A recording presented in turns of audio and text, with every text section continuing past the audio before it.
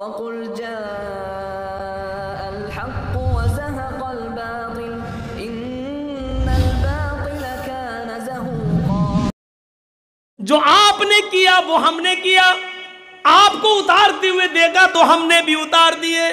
یہ صحابہ تھے، میرے نبی نے جو کیا وہ ہم کریں گے۔ جوتے پہن کر نماز پڑھی تو ہم بھی پڑھیں گے، نماز کی حالت میں جوتے اتار دیے تو ہم بھی اتاریں گے۔ وہ یہ نہیں پوچھتے تھے آپ نے ایسا کیوں کیا، جو میرے نبی نے کیا وہ ہم نے۔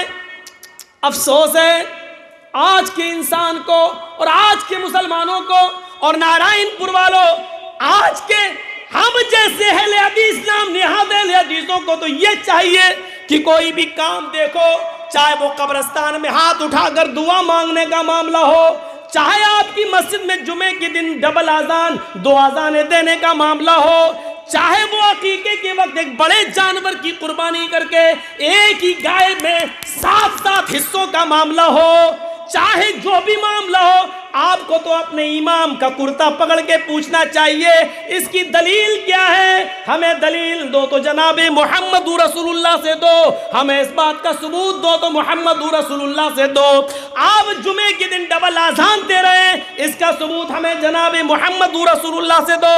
یہاں عقیقے میں ایک ہی گائے میں 7 حصے جو کیے جا رہے ہیں، ہمیں اس کا ثبوت جناب محمد رسول اللہ سے دو۔ کیا عقیقے میں گائے کی قربانی یا بڑے جانور کی قربانی میں گائے کا بچے کا عقیقہ ہوگا یا نہیں، بڑے جانور کی قربانی لگے گی یا نہیں، ہمیں اس کی دلیل قرآن و حدیث سے دو۔ قبرستان میں ہاتھ اٹھا کر دعا مانگتے ہو، ہمیں اس کی دلیل قرآن و حدیث سے دو۔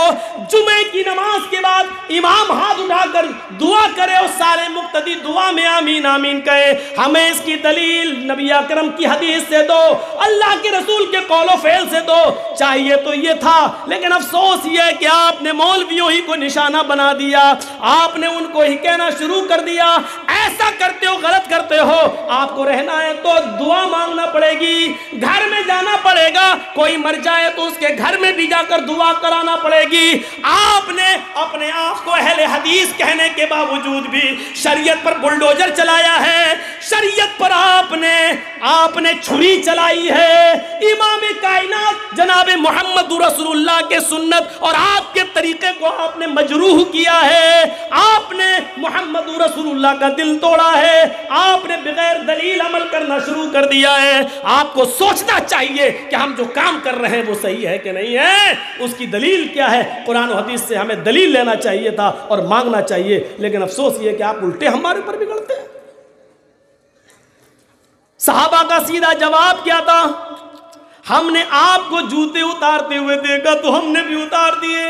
اس کے بعد نبی کا جواب کیا تھا، آپ نے فرمایا سنو میں نے جوتے کیوں اتارے، فَأَتَانِي جبریل، میں نماز پڑھا رہا تھا، میرے پاس جبریل علیہ السلام آئے، فَأَخْبَرَنِي، انہوں نے مجھے خبر دی، اے محمد صلی اللہ علیہ وسلم آپ اپنے جوتے اتار دیجئے، آپ کے جوتوں میں گندگی لگی ہوئی ہے، آپ کے جوتے میں غلاظت لگی ہوئی ہے، آپ کے جوتے میں کچھ ناپاکی لگی ہوئی ہے۔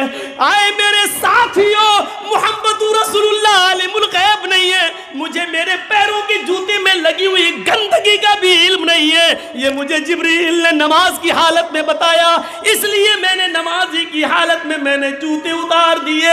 اب تمہارے لیے قانون بنا رہا ہوں، تم لوگ دونوں جوتوں میں نماز پڑھنے جب آؤ تو آنے کے بعد جب کنکریلی زمین پر نماز پڑھنے کے لیے جوتے پہن کر نماز پڑھنا چاہو تو اپنے جوتوں میں دیکھ لو گندگی تو نہیں لگی ہوئی ہے۔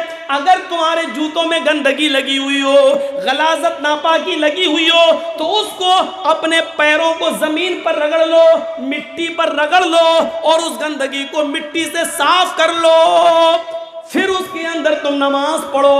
آئندہ تم اپنے جوتے دیکھ لیا کرنا، اگر گندگی لگی ہوئی ہے تو مٹی پر رگڑ لیا کرنا، زمین پر رگڑ لیا کرنا اور اسی کے اندر نماز پڑھ لیا کرنا۔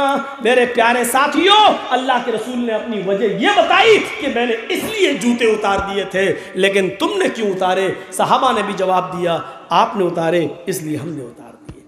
کیا جواب تھا؟ یہ تھا طریقہ؟ یہاں تو پوچھنے والا کوئی نہیں۔ مولانا صاحب ہیں، کر رہے ہیں تو اچھا ہی کر رہے ہوں گے۔